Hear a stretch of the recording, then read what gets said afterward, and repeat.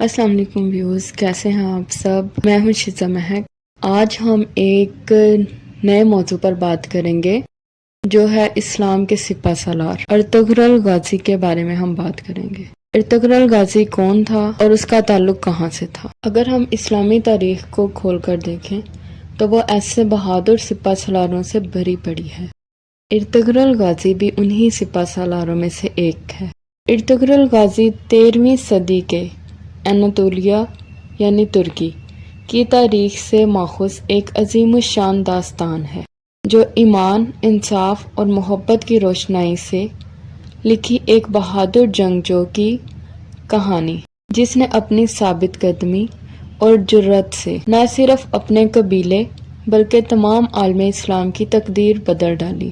Oghuz ترکوں کے خانہ بدوش کائی قبیلے کو ایک ایسے وطن کی تلاش تھی جہاں ان کی نسلیں پروان چڑھ سکیں۔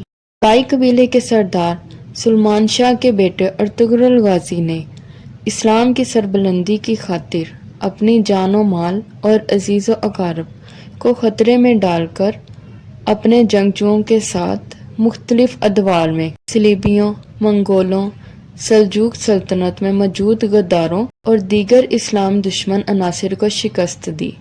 ارطغرل غازی کا تعلق خانہ بدوشوں کے ایک قبیلے سے تھا، لیکن اس نے اسلامی تاریخ کو بدلنے کے لیے بہادری کے ساتھ ایک ایسے وطن کی تلاش کی جہاں ان کی نسلیں پروان چڑھی، جو عالم اسلام کے مطابق اپنی زندگیاں گزار سکیں۔ ارطغرل غازی نے جب اس وطن کی بنیاد رکھی، انہوں نے اسلام کی راہ میں آنے والے تمام دشمن اور رکاوٹوں کا بہت بہادری کے ساتھ مقابلہ کیا۔ یہ اسلام کے بہادر سپہ سالار ہیں جنہوں نے اسلام کی راہ میں کبھی بھی اپنی جان، مال اور خاندان کی پرواہ نہ کی، بلکہ بہادری سے اسلام کی راہ میں اپنی جان تک قربان کرنے کے لیے آگے بڑھتے رہے۔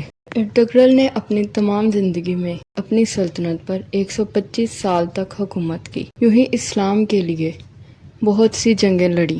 1280 میں ارطغرل کی وفات کے بعد اس کے بیٹے عثمان نے عظیم سلطنت عثمانیہ کی داغ بیل ڈالی۔ اس نے اپنے دور حکومت میں ایسے لوگوں کو اکٹھا کیا جو مسلمان ہوں۔ مسلمان لوگوں کو اکٹھا کیا گیا اور ان کا نکاح کروایا گیا، اور اس کے بعد اسلامی طریقے کے مطابق انہوں نے اپنی اولاد کو تربیت دی، اور جب وہ اولاد جوان ہوئی تو انہوں نے مل کر خانہ کعبہ کی تعمیر کی، اور اس طرح سے خانہ کعبہ کی جب تعمیر ہوئی تو اس کی ایک ایک اینٹ رکھتے ہوئے درود پاک پڑھا گیا، اور وہ تمام لوگ جنہوں نے خانہ کعبہ کی تعمیر کی وہ تمام حافظ قرآن تھے۔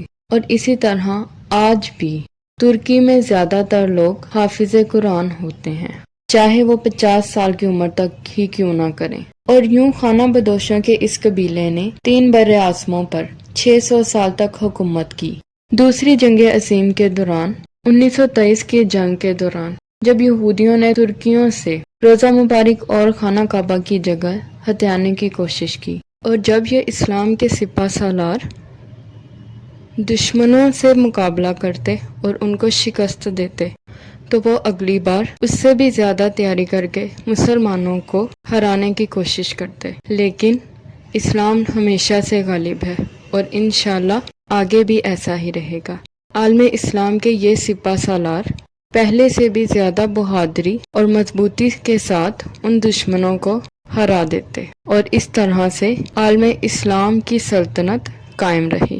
ترکیوں نے ان کے ساتھ ڈٹ کر مقابلہ کیا اور ان کی سلطنت کو ٹکڑے ٹکڑے کر کر بکھیر دیا، لیکن اس کے بعد وہ فتح تو انہوں نے حاصل کر لی، عربوں کو سر جھکانے کے لیے کہیں جگہ نہ مل رہی تھی۔ ترکیوں نے ان سے 100 سال کا معاہدہ کیا اور خانہ کعبہ اور روضہ مبارک کی جگہ اور سعودی رقبہ ان کو دے دیا، لیکن یہ معاہدہ کیا گیا تھا کہ سعودی لوگ کبھی بھی دنیا سے جہاں مرضی سے لوگ یہاں آ کر حج یا عمرہ کر سکتے ہیں، وہ کبھی بھی اس کے درمیان رکاوٹ نہ بنیں گے۔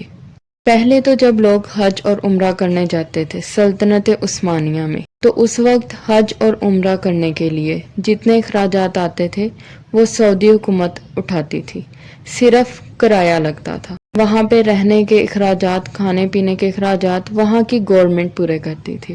لیکن اب سعودی حکمرانوں نے کیا کیا؟ اب لاکھوں کی تعداد میں لوگ وہاں حج اور عمرہ کرنے کے لیے جاتے ہیں، لیکن وہ ان سے کرائے کے پیسے تو الگ، وہاں کی رہائش اور کھانے پینے کے اخراجات بھی لیتی ہے۔ 1923 سے لے کر 2023 تک یہ معاہدہ مکمل ہو جائے گا، کیونکہ 100 سال کا معاہدہ کیا گیا تھا۔ اور اب ہم دیکھتے ہیں آگے کہ 2023 میں کیا سعودی حکمران اپنا معاہدہ پورا کر کے ہمیں وہ جگہ واپس کر دیں گے یا کیا کریں گے؟ سلطنت عثمانیہ کا دور انشاءاللہ دوبارہ آئے گا۔